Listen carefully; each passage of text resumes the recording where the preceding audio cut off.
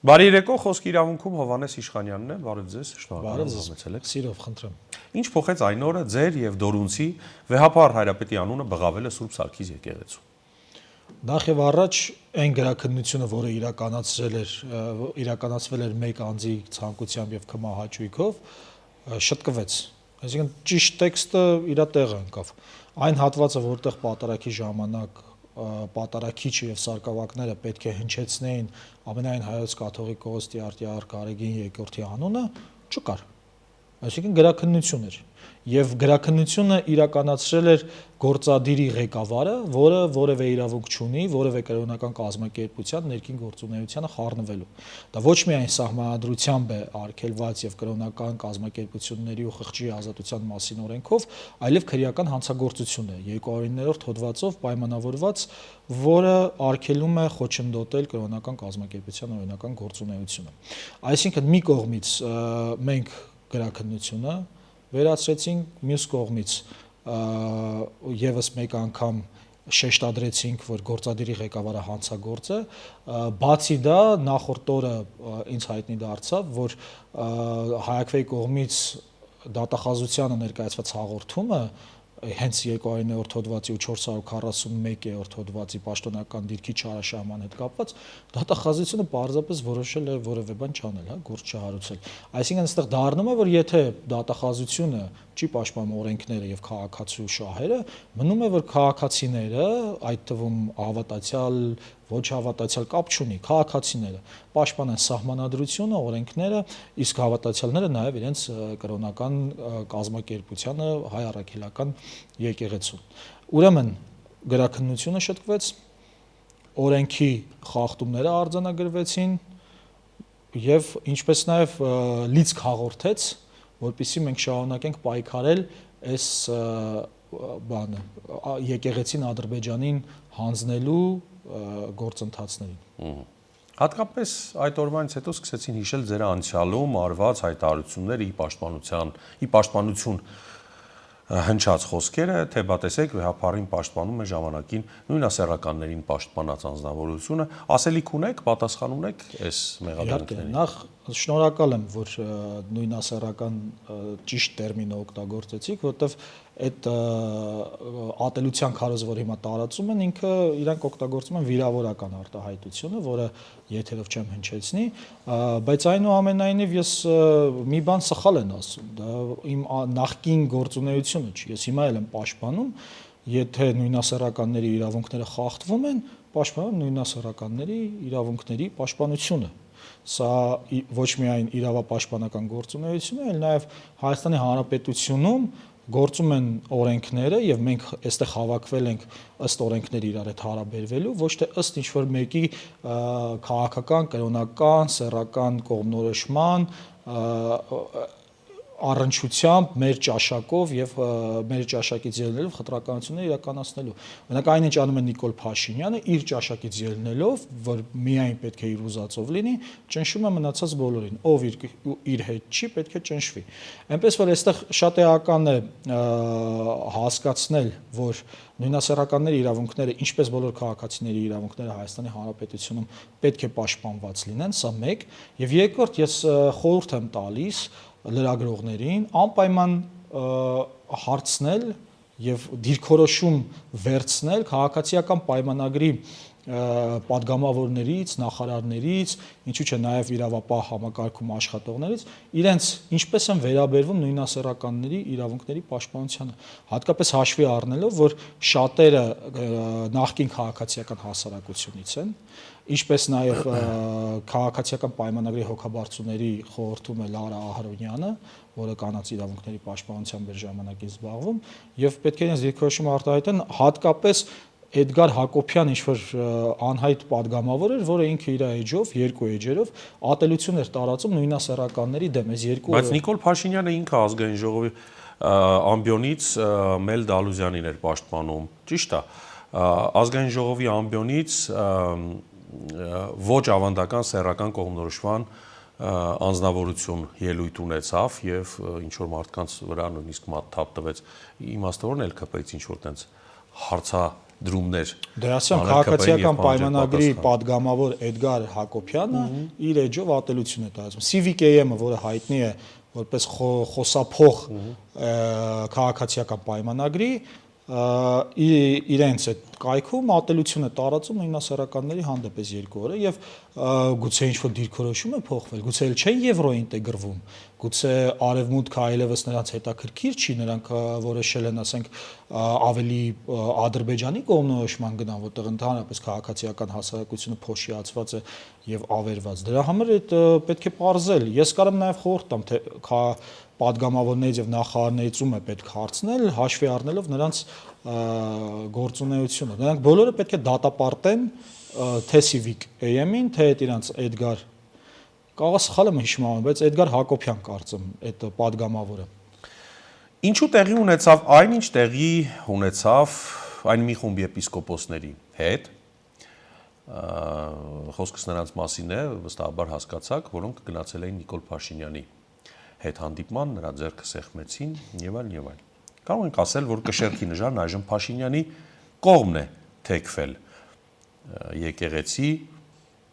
ՔՊ իդեմս Փաշինյան պայքարում։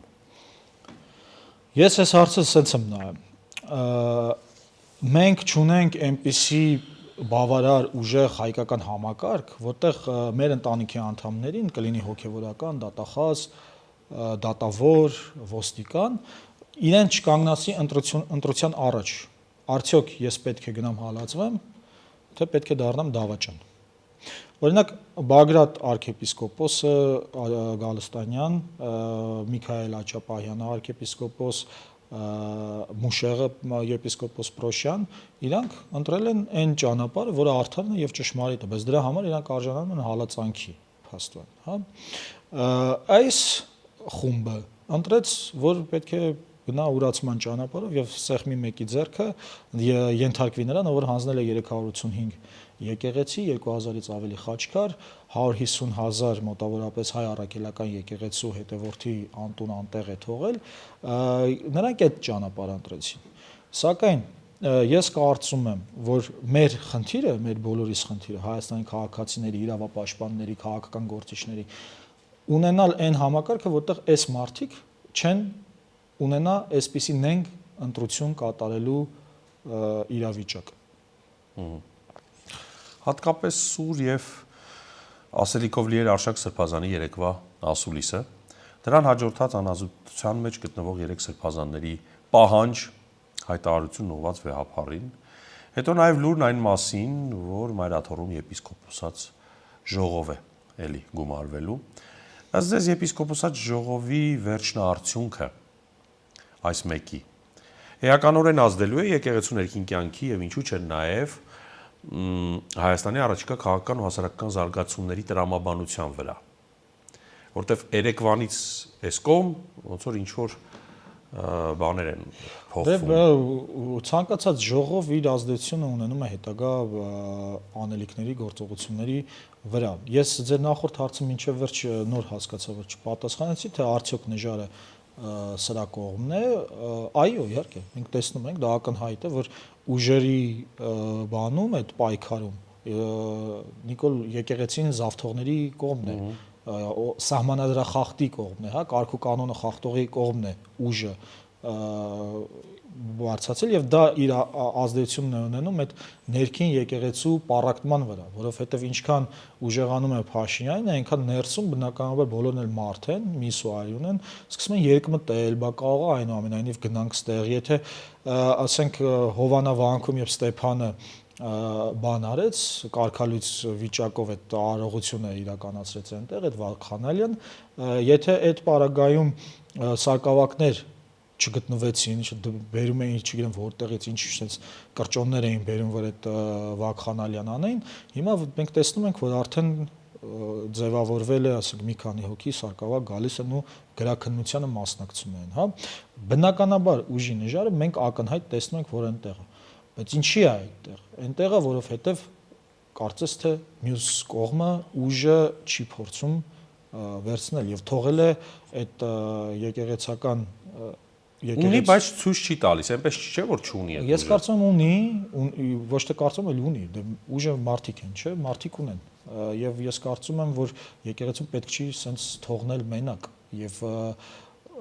իրենք այնուամենայնիվ կաշկանդված են օրենքը չխախտելով, հա, այս քաղաքացիական պայմանագիրը մենք որպես քաղաքակիրթ մարդիկ օրենքի սահմանները մեր գործողությունները կատարում ենք եւ կարող ենք ուժը շեղել։ Ես հուսով եմ, որ Հայկ Դորունցի եւ մնացած քաղաքացիների այդ արածը գոնե մի քիչ ուժ է բերել, լիցք է հաղորդել բանում եկեղեցու ներսում, որ այնուամենայնիվ պետք չի ընտրել այդ դավաճանության ճանապարհը, էլի։ Կիրակնորյա այդ լուսաբանումների մեջ գերակշռում էին այն, որ Նարեկ Կարապետյանը չխորշեց եւ ինչպես ամեն Կիրակի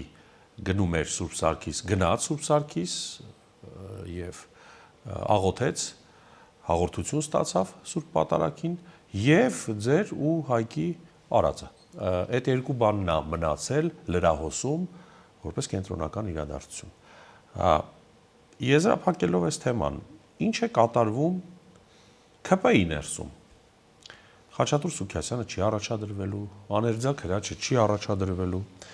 որպես պատգամավորի տեխնացու հաջորդ ընտրություններին։ Այսօր հայտնի դարձավ, որ Հակոբ Արշակյանը եւս չի լինելու այդ ցուցակում։ Չհաշված մի քանի կին պատգամավոր, որոնց անունները թող ներվի ինձ չեմ հիշում, ինչ է կատարվում ԿՊ-ի ներսում, ինչ որ լավ խմորումներ են, իրանց համար լավ նկատի ունեմ, մեր համար ամեն դեպքում լավը չեն։ Նախ Խաչատուր Սուքիասյանի պահով ինքը սահմանադրությունը խախտելով է պատգամավոր, քանի որ գիտենք ձեռներեց բիզնեսով զբաղվողը չի կարող լինել պատգամավոր։ Եվ արդեն քանի տարի է ինքներ եւ Գուրգեն Արսենյանն էլ էր, հա, տենց պատգամավոր, իսկ դրանից այլ ավելի առաջ հիշում ենք նաեւ այդ բանը 7-րդ գումարումներ, չէ, բանը Գայկ Ծառուկյանն էր, նաեւ Ալեն Սիմոնյանն էլ, որ ասեց ինքը գործել էր չի բարի իրարը։ Մի խոսքով, այս պետք է շեշտել, որ քաղաքացիական պայմանագիր սահմանադրություն խախտելով գործարարին բերել է այնտեղ։ Մյուսը ես կարծում եմ, որ այնուամենայնիվ այն process-ը, որ իրականացրել է Արցախի հանձնման, Զանգեզուրի միջանցքը տալու, սրանք մտնում են ավելի տենց բան էթիկապես քաղաքական շրջան են փորձում մտնել, հա, որտեղ գործարարը չի լինի կամ բան ԿՊ-ական օլիգարխը չի։ Հակոբ Արշակյանը չի լինի, որ լրագրողը ծեծել։ Հա, հիշում եք Փայլակին էր, հա, կարծեմ, փորձում հարվածել։ Փորձեց, չստացվեց, հա, նույնիսկ դա չէ, այն որ ասում է թողեք գնա խփի պենալը մեկը ծորա, չէ, բանին ասում է մարզի մրցավարին, ու ասում է կարգին հաղորդում է, թող գնա խփի մեկը ծորա խփել։ Պատմություն եք հիշել։ Մի խոսքով կարող է եւ այդ են անում, բայց անկեղծ ասած, ինձ այնքան անհետաքրքիր է թե ԿՊ-ի ներսում ինչ դասավորություններ կլինեն, ոնց կլինեն, որովհետեւ այստեղ մի հատ շատ ավելի կարևոր բան կա։ Այն ինչ որ իրենք արել են 5000 հոգուն, որ տարել են խափելով, սպանել են, մարդը զենքը ձեռքին իմացել է, որ Շուշիի համար է ընկնում, իսկ իրանք ազգային ժողովում ասել են ուզում եք ասեք Շուշին մերն է, այդ կատարած այդ հանցագործությունը Արցախի հանձնման թույլ չի տալիս, որ գնամ մտնեմ մտածեմ, թե իրենց падգամավորական ցուցակում էս անգամով է լինելու, ինչ է լինելու։ Ոնց է նույնը ասենք այդ ֆաշիստական, ասենք Գերմանիայի, հա, այդ բանի Հիտլերի կուսակցության մեջ մտածես թե ով է լինելու, երբ որ այնտեղ այլ խնդիր կա, որ այդ ֆաշիզմը պետքա դադարի լինել։ Դրա համար ում ուզում են բերեն, ցավն այնա, որ մարդիկ կլինեն, որոնք ասենք դեռևս կեղտոտ կենսագրություն չունեն, կընկնեն այդ կեղտոտ կենսագրության մեջ, ընդ որում մտնելով այդ կեղտոտ կենսագրության մեջ այս տղան Նիկոլ Փաշինյանը քաղաքացի դեղին մամուլի խմբագիրը այդ ընթացքում կոմպրոմատներ կհավաքի, շանտաժի համար իր համար նյութ կհավաքի եւ այլն եւ այլն։ Շատ լավ, այսօր Փաշինյանը հայոյանքների պաշտոնական հրադադարի մասին հայտարարեց, հետեւյալն է գրել, երբ հայոյանքին հայոյանքով վիրավորանքին վիրավորանքով չպատասխանենք, խնդրում ենք դա չընկալել որպես թուլություն, այլ նվիրվածություն մեր իսկ ընդունած էթիկայի կանոնագրքին։ Ինչի ըստ ձեզ նա գնաց այս քայլին։ Մի անգամ ինչ որ հայհոյանք էր տվել Facebook-ում, բան է ինչ, Facebook-ը հեռացրել էր։ Հա։ Աչքիս հասկացել է, որ բանը չի կարա իր ուզած չափաբաժնով հայհոյի Facebook-ում եւ այդ գործիքը կազմը որոշել է բոլորի համար։ Բոլորի համար անի, բայց ամենայն հավանականությամբ նա տեսեք, քանի որ հայհոյանքը, վիրավորանքը քրեական չի Հայաստանում, իդեպ քրեական չի, որովհետեւ լրագրողներն են պայքարել դրա համար, որ ապա քրեականացվի զրպարտությունը, հա, բան, եւ իմիջիայլոց Նիկոլ Փաշինյանի զրպարտությունների համար էին պայքարում այն ժամանակ, երբ որ Նիկոլ Փաշինյանը իր հայկական ժամանակում հերյուրանքներ էր գրում որոշ քաղաքական գործիչների հանդեպ, նրանք էլ դատի էին տալիս Փաշինյանին,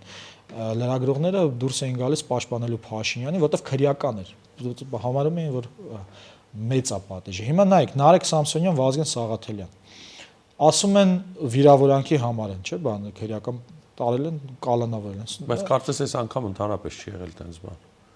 Հա, կարծես թե չի եղել, բայց իրենք օգտագործում են մի հոդված, որը չի համապատասխանում այդ գործողությանը, այսինքն իրանք վերցնում են խուլիգանություն են դնում,